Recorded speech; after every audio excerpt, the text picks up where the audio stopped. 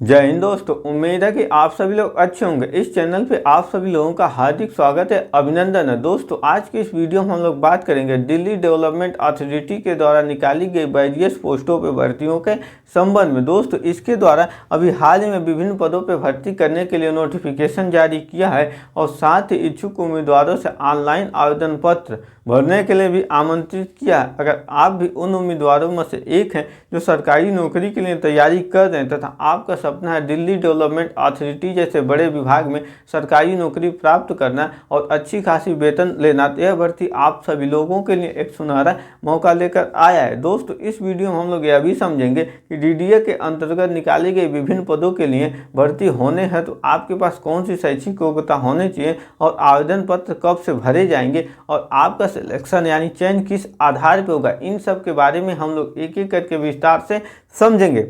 अगर आप चैनल पर नए हो तो चैनल को जरूर सब्सक्राइब करें और अपने दोस्तों के साथ भी शेयर करें। दोस्तों इस भर्ती के लिए महिला और पुरुष दोनों उम्मीदवार योग्य हैं और ऑल इंडिया ओवर से आवेदन पत्र सबमिट कर सकते हैं, बशर्ते जो इन शैक्षिक योग्यताओं को पूरा करते हैं वही आवेदन कर पाएंगे। इसमें जो डीडीए ने भर्ती निकाली है कुल मिला के इसमें जो पोस्ट है 1732 पोस्टों पर भर्ती निकली है और इसके लिए जो आवेदन की प्रारंभिक तिथि है आपका 6 अक्टूबर 2025 से आवेदन पत्र भरे जाएंगे और यह चलेगा 5/11/2025 तक। अगर आप भी आवेदन करना चाहते हैं तो डिस्क्रिप्शन में अप्लाई लिंक पर क्लिक कर आवेदन पत्र सबमिट कर सकते हैं। अगर आप आवेदन करते हैं तो आपको आवेदन शुल्क के रूप में जनरल, ओबीसी और ईडब्ल्यूएस वर्ग के जो कैंडिडेट हैं उन्हें 2500 रुपये आवेदन शुल्क देना होगा और एससी, एसटी, पीडब्ल्यूडी वर्ग के जो कैंडिडेट हैं उन्हें 1500 रुपये आवेदन शुल्क देना होगा। अब हम लोग देखते हैं कि किस पद के लिए आपके पास कौन सी शैक्षिक योग्यता होना अनिवार्य है। तो इसमें जो है सबसे पहला पद आपका मल्टीटास्किंग स्टाफ यानी एमटीएस का पद है। इसके लिए आपके पास जो योग्यता होना चाहिए, आप किसी भी विषय से किसी भी वर्ग से केवल कक्षा 10 पास किए रहेंगे तब आवेदन कर सकते हैं, जिसके लिए आपकी जो उम्र है 18 से 27 साल के बीच में होनी चाहिए। इसी तरह जो माली का पद है इसके लिए आप भी कक्षा 10 पास किए हो किसी भी वर्ग से और आपकी जो उम्र है 18 से 25 साल के बीच में होनी चाहिए। अब अगला जो है आपका जूनियर सेक्रेटरियल असिस्टेंट यानी जीएसए का पद है। इसके लिए आप किसी भी वर्ग से किसी भी विषय से इंटरमीडिएट यानी कक्षा 12 आप पास किए हो और साथ ही आपको टाइपिंग की जानकारी होना चाहिए। टाइपिंग के लिए सर्टिफिकेट नहीं मांगा, केवल आपकी जानकारी मांगा है, जिसमें 35 वर्ड पर मिनट आपका इंग्लिश टाइपिंग की स्पीड होना चाहिए और 30 वर्ड पर मिनट हिंदी टाइपिंग का। ये दोनों में से किसी भी एक को आपको चूज करना होगा, या तो आप हिंदी चूज करेंगे या तो इंग्लिश, एक को आप चूज करके स्किल टेस्ट देंगे। अब जो नेक्स्ट है इसके लिए भी जो आपकी उम्र है 18 से 27 साल होनी चाहिए। अब जो अगला पटवारी का जो पद है इसके लिए आप किसी भी वर्ग से किसी भी विषय से ग्रेजुएशन यानी स्नातक पास किए रहेंगे तब आप इस पद के लिए आवेदन कर सकते हैं, जिसके लिए जो आपकी उम्र मिनिमम 21 साल और मैक्सिमम 27 साल होना चाहिए। अब अगला जो है स्टेनोग्राफर ग्रेड डी का। स्टेनोग्राफर का मतलब जो स्टोनो होते हैं जो टाइपिंग ही करते हैं ऑफिस में, इसके लिए आप की जो योग्यता है आपका 12 पास की हो और आपकी जो टाइपिंग में स्पीड है 40 वर्ड पर मिनट आपकी इंग्लिश की होनी चाहिए और 35 वर्ड पर मिनट आपकी हिंदी की। तो दोनों में से किसी एक ही को, या तो आप इंग्लिश चूज करिए या तो आप हिंदी, यानी एक ही का आपको स्किल टेस्ट देना होगा। तो आपकी जो स्पीड है इतनी होनी चाहिए, इसके लिए आपका परीक्षा लिया जाएगा। हालांकि टाइपिंग के लिए आपसे कोई सर्टिफिकेट नहीं मांगा जाएगा और आपकी जो उम्र है 18 से 30 साल के बीच में आपकी उम्र होनी चाहिए।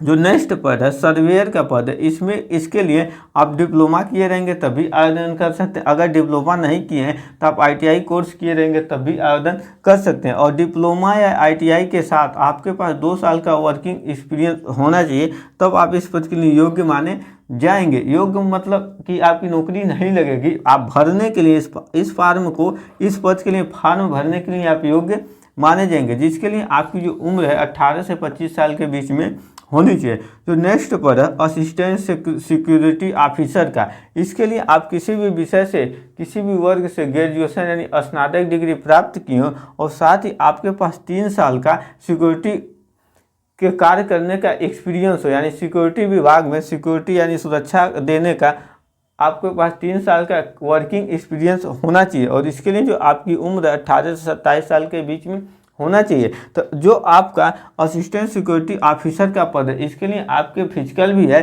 तो फिजिकल यानी फिजिकल जो स्टैंडर्ड है इसमें जो पुरुष उम्मीदवार है उनकी जो हाइट होनी चाहिए 170 सेंटीमीटर हाइट होनी चाहिए, और जो चेस्ट 81 से 85 सेंटीमीटर के बीच में चेस्ट होना चाहिए।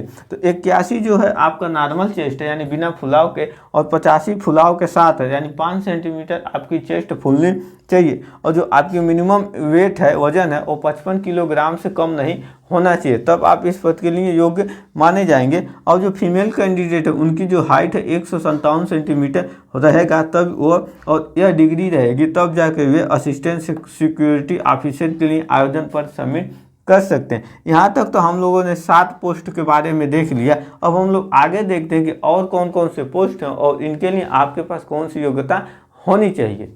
दोस्तों अब जो आपका अगला पद है जूनियर ट्रांसलेटर का, इसके लिए जो आपके पास योग्यता होना चाहिए, आप मास्टर डिग्री इन इंग्लिश या हिंदी यानी आप एमए किए हो इंग्लिश या हिंदी सब्जेक्ट से, प्लस आपको ट्रांसलेशन करने का एक्सपीरियंस हो, तब जाकर आप इस पद के लिए आवेदन कर सकते हैं। तो अगला जो है नायब तहसीलदार का पद है। नायब तहसीलदार के लिए आपके पास ग्रेजुएशन डिग्री होना चाहिए, और ग्रेजुएशन में जो आपके नंबर है वो 50% होने चाहिए, 50% से कम नंबर नहीं होने चाहिए, और आपकी जो उम्र है 21 से 30 साल के बीच में रहेगा, तब आप इस पद के लिए आवेदन कर सकते हैं। अब जो नेक्स्ट है सेक्शनल ऑफिसर का, सेक्शनल ऑफिसर हॉर्टिकल्चर का जो पद, इसके लिए आपके पास जो बैचलर यानी ग्रेजुएशन डिग्री आप एग्रीकल्चर से किए हों या आप हॉर्टिकल्चर से किए रहेंगे, तब आप इन पदों के लिए आवेदन कर सकते हैं। अब जो आपका जूनियर इंजीनियरिंग का पद है, इसके लिए जो आपके पास शैक्षिक योग्यता होना चाहिए, आप डिप्लोमा यानी आप पॉलिटेक्निक कोर्स किए रहेंगे तब भी आवेदन कर सकते हैं, या डिग्री यानी आप बीटेक कोर्स किए रहेंगे तब भी आवेदन कर सकते हैं। इसके लिए जो आपकी उम्र है 18 और 27 साल के बीच में होनी चाहिए। अब जो आपका प्रोग्रामर का सीट है, प्रोग्रामर का जो पद है, इसके लिए आप इंजीनियरिंग इन सीएस यानी आप बीटेक कंप्यूटर साइंस से किए रहेंगे तब आप प्रोग्रामर के लिए आवेदन कर सकते हैं। अगर आप बीटेक कंप्यूटर साइंस से नहीं किए हैं तो अथवा मास्टर इन सीएस यानी अगर आप मास्टर डिग्री यानी आप पोस्ट ग्रेजुएशन कंप्यूटर साइंस से किए तब भी आवेदन कर सकते हैं। उसके साथ ही आपके पास 1 साल का वर्किंग एक्सपीरियंस होना चाहिए सॉफ्टवेयर डेवलपमेंट में। तो यहाँ तक तो क्लियर हो गया होगा। अब हम लोग देखते हैं कि लीगल असिस्टेंट के लिए जो आपके पास शैक्षिक योग्यता होना चाहिए, आप ग्रेजुएशन एलएलबी यानी आपके पास लॉ डिग्री होना चाहिए, यानी आप ग्रेजुएशन एलएलबी कोर्स एलएलबी से किए हों और आपके पास 3 साल का वकालत करने का एक्सपीरियंस रहेगा, तब आप लीगल असिस्टेंट के लिए आवेदन कर सकते हैं। इसी तरह जो आपका नेक्स्ट पद है असिस्टेंट एक्जीक्यूटिव का, इसके लिए आप बीटेक कोर्स किए हैं, बीटेक डिग्री आपके पास होना चाहिए। बीटेक में जो आपका ट्रेड है सिविल से आप बीटेक किए रहेंगे तो असिस्टेंट एक्जीक्यूटिव के लिए आवेदन कर सकते हैं। यहाँ तक तो आप सभी लोग विभिन्न पद और उसके लिए मांगे गए शैक्षिक योग्यताओं के बारे में समझ गए हैं। अब जो इन पदों के लिए जो आपकी उम्र मांगी है, उम्र सीमा में कुछ छूट है, जिसमें उम्र में SC ST को 5 साल के लिए छूट है और OBC कैंडिडेट को 3 साल के लिए छूट है। दोस्तों इस भर्ती का जो आपका सिलेबस है, एग्जाम पैटर्न है, इसमें आपका एग्जाम होगा तो एग्जाम में जो आपके विषय पूछे जाएंगे, किस किस विषय से कौन से सब्जेक्ट आएंगे, इसका जो डिटेल है आपका नोटिफिकेशन का जो पेज नंबर 36 है और से लेकर पेज नंबर 83 तक आपके हर पद वाइज, जैसे आपका यहाँ पे जूनियर ट्रांसलेटर है तो इसके लिए कौन सा सिलेबस है, कौन कौन विषय से प्रश्न पूछे जाएंगे, या नायब तहसीलदार का, इसके लिए आपका अलग अलग सिलेबस दिया, हर पोस्ट के लिए अलग अलग सिलेबस है। तो इसकी जानकारी आपको नोटिफिकेशन के पेज नंबर 36 से लेकर 83 तक मिल जाएगा।